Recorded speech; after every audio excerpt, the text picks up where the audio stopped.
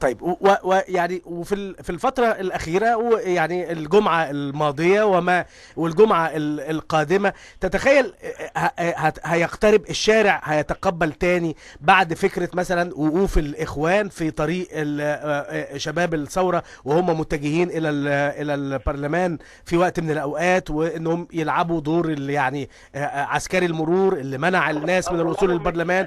الشارع ممكن يلتحم تاني في رأيك دكتور حسام عيسى؟ تتخيل الجمعة القادمة فيها التحام؟ طلب من الاخوان يقدموا كشف حساب، يعتذروا عما فعلوه في الماضي، ويبداوا ببرنامج موحد مع الثوار حوالين مستقبل مصر، ويسحبوا مرشحهم المرشحين الاثنين المقدمين الى منصب رئيس الجمهورية. لما يعملوا كل ده تعود اللحمة مرة اخرى، انما تعود بالكلام لا مستحيل.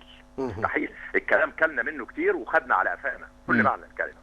طب اذا سحبوا المرشحين يا دكتور واستمر عمر سليمان، ساعتها هنهزم عمر سليمان، مفيش مشكله، كلنا هنهزمه مع بعض. الاسلاميين لوحدهم مش هيعرفوا يهزمونا، كلنا هنهزمه ان شاء الله. شايف يعني الدنيا هتمشي ازاي من هنا لغايه الانتخابات اذا تمت، يعني اذا تمت انتخابات الرئاسه؟ والله انت بتسالني سؤال لو انت تعرف تجاوب عليه هديك $1,000,000، ده سؤال $1,000,000. لا هو ما تاخدنيش في دوكه وتديني سؤال لا يمكن الاجابه عليه وتضحك الناس عليا.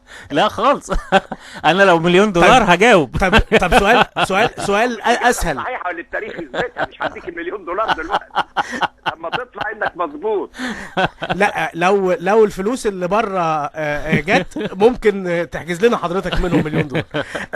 الفلوس اللي جايه دي انا باتباع طريق مبارك هستولي على 3/4 لو انا اللي على سبيل الضرايب والدمغات يا دكتور ممكن تنفيذا لتعليمات الرئيس مبارك واتعابك طبعا.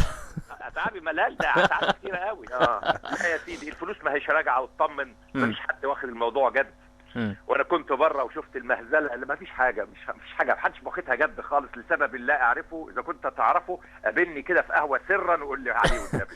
ما حدش ده المقصود بيها النظام والحكومه، ولا ما حدش دي مقصود بيها الشعب ككل؟